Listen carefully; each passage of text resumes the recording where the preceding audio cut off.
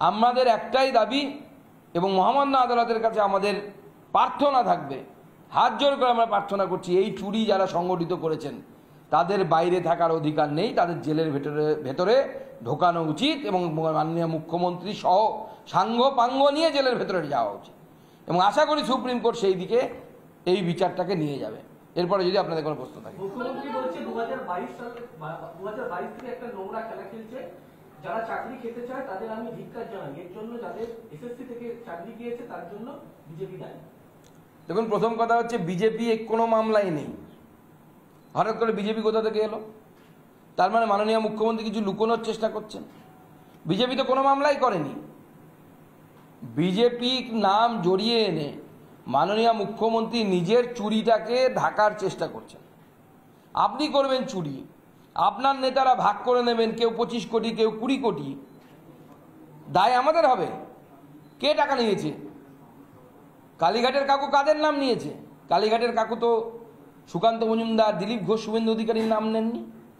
তারা নাম নিয়েছে পার্থকে এত দিতে হবে, অভিষেককে এত দিতে হবে, মানিকবাবুকে এত দিতে হবে, আর বাকিটা ওনারা ভাগ করে নেবেন। পুরো স্পষ্ট হয়ে যাচ্ছে, পরিষ্কার হয়ে যাচ্ছে কারা টাকা নিয়েছে। বিজেপির কারে দোষটা পাচ্ছেন। আপনি চুরি করেছেন। আপনার বর্তমান শিক্ষামন্ত্রী এক সময়, তখন যিনি প্রাক্তন শিক্ষামন্ত্রী ছিলেন বা শিক্ষামন্ত্রী তার আগে যখন শিক্ষামন্ত্রী ছিলেন, বারবার দাঁড়িয়ে বলেছেন তৃণমূলের নেতাদের এই চাকরি হবে, যারা তৃণমূল করেছে তাদের। আমার কোটায় চাকরি, কোটা কার কোটা? আপনাকে কে কোটা দিয়েছে? তারপরেও সেই শিক্ষামন্ত্রী পদে থাকে, তাকে তো সিবিআই ধরা উচিত। এই অপদার্থ শিক্ষামন্ত্রীদেরকে যারা মঞ্চে দাঁড়িয়ে বলে তৃণমূলের ছেলেটা চাকরি পাবে, অন্য কেউ চাকরি পাবে না। আপনাদের জন্য, আপনারা চুরি করেছেন, আপনাদের জন্য ভুক্তভোগী হচ্ছে। এর মধ্যে বিজেপি নেই, কংগ্রেস নেই, সিপিএম কেউ নেই। আপনারা চুরি করেছেন বলে এরা ভুক্তভোগী। যোগ্য অযোগ্য তো পরের কথা, আগে চুরি হয়েছে এটা তো অ্যাকসেপ্টেড। তো যারা চুরি করলো তারা জেলের ভেতরে যাবে কিনা, প্রথম প্রশ্ন হচ্ছে আমাদের এটা। চুরি যদি হয়ে থাকে, ভুল হয়নি, আপনি ভুল বলছেন, এটা ভুল নয়। কারণ ভুল হলে মানুষ একবার করে, আপনারা বারবার করছেন, বাঁচানোর চেষ্টা করছেন আবার যাদেরকে চুরি করে ঢুকিয়েছেন তাদেরকে। সেই জন্য এটা ভুল নয়। চুরি করেছেন, করাপশন করেছেন আপনার সরকার এবং আপনি। মুখ্যমন্ত্রী বলছে ত্রিপুরাতে 10,000 চাকরি ফিরিয়ে দেবে বিজেপি বলেছিল, এবার তারা দ্বিতীয়বার ফিরে এসেছে ক্ষমতায়, কই দিতে পারেনি। এরা দুমুখ সাপ বিশ্বাস করবে। দেখুন, ত্রিপুরাতে বিজেপি সরকার জনগণের কাছে গিয়ে জনসমর্থন নিয়ে আবার ফিরে এসেছে এবং প্রতি বছর ওখানে চাকরি হয়। এই কদিন আগেও রিক্রুটমেন্ট হয়েছে ত্রিপুরাতে এবং স্বচ্ছতার সাথে। কোনো একটা প্রশ্ন নেই, বিরোধী দলের কোনো অভিযোগ নেই যে দুর্নীতি হয়েছে। ত্রিপুরা অনেক এগিয়ে গেছে। ত্রিপুরার মতো ছোট রাজ্য আমাদের থেকে অনেক এগিয়ে সামনের দিকে যাচ্ছে। আপনার প্রতি ক্ষেত্রে দুর্নীতি, দুর্নীতি ছাড়া কিছু নেই। আপনারা নিয়ম মানেন না, কোনো কেন্দ্র সরকারি নিয়ম মানেন না, সংবিধান মানেন না এবং বারবার সেই জন্য পশ্চিমবঙ্গের যুব সমাজ আপনাদের জন্য বিপদে পড়ছে। আপনাদের নেতাদেরকে পয়সা পাইয়ে দিতে হবে, তাই নিচে তাদেরকে বলির বকরা করা হচ্ছে আমাদের যুব সমাজ।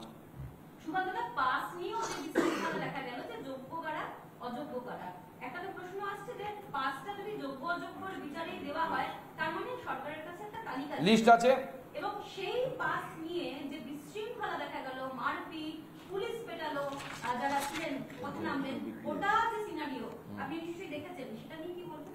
দেখুন, আমাদের কাছে খবর যে প্রথম কথা হচ্ছে যে যদি পাস দেয়া হয়, মাননীয় মুখ্যমন্ত্রী বলেছেন আজকে আমি যোগ্যদেরকে নিয়ে বসেছি, তার মানে যোগ্যদের লিস্ট ওনার কাছে আছে। তাহলে কোর্টে সেই যোগ্যদের লিস্ট দেননি কেন? দ্বিতীয় যে বিষয়টি আমাদের কাছে খবর, যে এই পাসও নাকি আবার বিক্রি হয়েছে, সেখানেও দুর্নীতি। এই পাসও বিক্রি করা হয়েছে, টাকা দিয়ে লোকে কিনে সেখানে ঢুকে গেছে। এবং মাননীয় মুখ্যমন্ত্রীর এই যে বক্তব্য, এই বক্তব্য প্রমাণ করছে সরকারের কাছে সব তথ্য থাকা সত্ত্বেও সরকার কোনো একটি বিশেষ কারণে, সেই কারণটা একটাই, সেটা হচ্ছে অযোগ্যদেরকে বাঁচানো, চোরদেরকে বাঁচানো, তার পার্টির নেতাদেরকে বাঁচানো। এবং যারা এখন অযোগ্য হয়ে গেলেন, যারা টাকা দিয়েছেন, এরা তো শুধু টাকা দিয়েছে তা তো নয়, কয়েক লক্ষ মানুষ আরো টাকা দিয়েছে যাদের নামই আসেনি লিস্টে। তারা অপেক্ষা করে বসে আছে, পাড়ার দাদাটা, তিনো দাদাটা আমাদের টাকা ফেরত দেবে। টাকা ফেরত এমনি পাবেন না, সবাই মিলে একটা গ্রুপ তৈরি করুন জেলায় জেলায়, তৃণমূল নেতাদেরকে বাড়ির দেয়ালে সামনে গাছের সামনে গাছের সাথে বাঁধুন, যে গাছ পাবেন তাতে বাঁধুন, বেঁধে উত্তম মধ্যম দিন, তবে এই টাকা ফেরত পাবেন, নচেত এই টাকা ফেরত পাবেন না। যোগ্যদের চাকরি থাকবে 2 মাসের মধ্যে। নানা ধরনের কন্টেন্ট দেখার জন্য লাইক করুন, শেয়ার করুন আমাদের ফেসবুক পেজ, সাবস্ক্রাইব করুন আমাদের ইউটিউব চ্যানেল। পাশাপাশি অন্যান্য ব্রেকিং নিউজের জন্য অবশ্যই চোখ রাখুন রিপাবলিক বাংলায়।